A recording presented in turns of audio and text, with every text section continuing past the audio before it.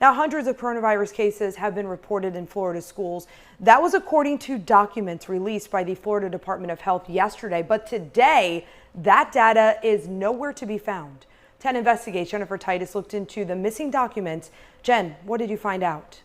So apparently the reports I first told you about yesterday were sent out by accident. Now the site they once were, you go to it and it shows an error message. The Florida Department of Health sent 10 Investigates this statement. The schools and daycares of COVID-19 surveillance reports were in draft form and representative of an ongoing effort by the department to publicly and transparently report case data associated with Florida's schools and child care facilities.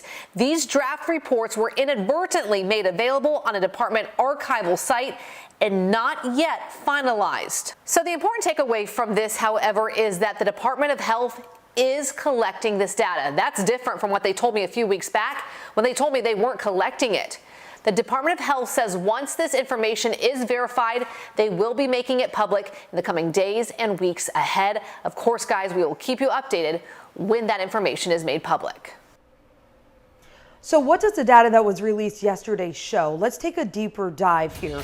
In the last 2 weeks, DOH is working to finalize 38 outbreaks, 559 cases, and 14 hospitalizations associated with elementary, middle, and high schools in the state.